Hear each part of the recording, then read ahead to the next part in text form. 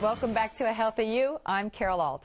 If you've read anything about health in this past decade, or heck, if you've seen Sex and the City too, then you agree this woman needs no intro.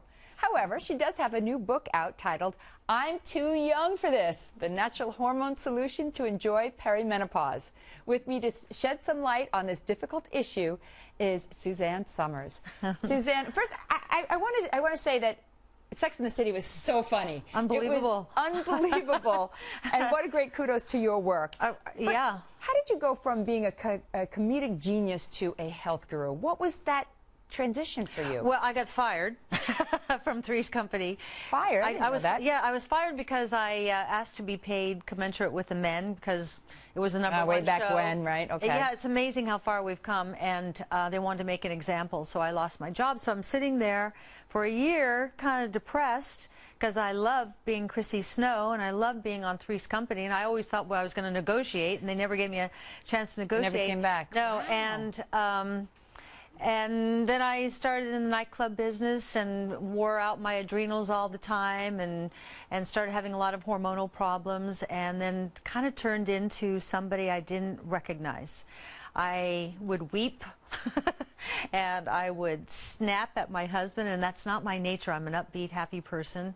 And I started gaining weight for no reason, and I was bloating all the time, and I went from doctor to doctor to doctor.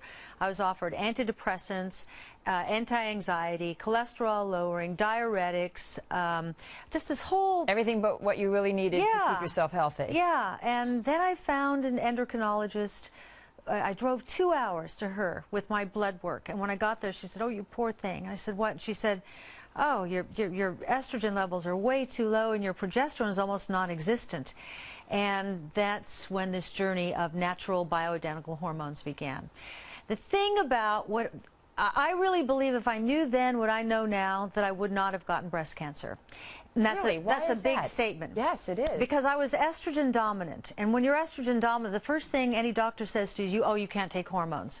They're wrong, with all due respect.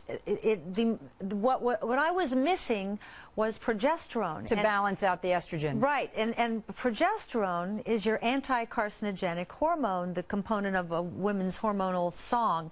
So I was making way too much estrogen and no progesterone. And I think that happens with a lot of women with female cancers, I have to say, because I had the same issue. Yeah. Well, the brain recognizes a reproductive person, man or woman, as valuable because it's about biology and perpetuation of the species.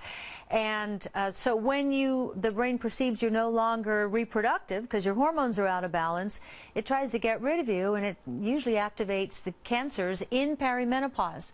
I don't know about you, but I got my cancer in perimenopause, but the tumor didn't really show up until menopause, and by then it was a large tumor, which, by the way, had been missed by mammogram every year for 10 years. Well, that's a whole nother segment. We could do a whole show. We could do a whole show just with you. Right. But going back to perimenopause, what is the difference between perimenopause and menopause? It really is the 10 years before menopause. Some women have it severe, some women not so severe. And this is what I wanted to ask you, because they say in uncivilized, I don't know what that means, but uncivilized countries that the women go through perimenopause and menopause and they don't have any issues. And then you get into a civilized country like supposedly the United States, and we have all kinds of issues. Why do you think that is? You're exactly right, because of stress and toxicity. They say that we experience more stress in a single day of our lives today than people of Elizabethan times did in their whole lifetime, and they were chased by tigers. But look, were you in the traffic today? I was in the traffic. It's stressful. It's very stressful. And walking down the streets here is stressful. And think of all the mold in all the buildings here, and think of the toxins we're exposed to on a daily basis. Even in our water. I know. Everywhere, in the food. But what about food for you? Was that a big part of your diet, changing your diet? I would say I embraced real food only. Oh, maybe 20 years ago. I've changed my life. When I didn't take chemotherapy and decided to go another way, you had to change a lot of things. I know I did. Right. And I decided I was going to eat as though my life depended upon it. My genes right. My genes want protein, like a lot of vegetables, but a certain a portion being protein. So I only eat grass-fed beef, wild-caught salmon, organic chicken. organic vegetables and fruits, coconut oil, olive oil, a lot of omega-3s, and my body works great, and I feel great, and I sleep 8 hours. And I think that's the most important part of all of this. Right. And I'm going to get your book. I hope that you brought one with you so I can steal it. Suzanne, thank you so much for coming on the show. And again, the book is called I'm Too Young for This, The Natural Hormone Solution to Enjoy Perimenopause.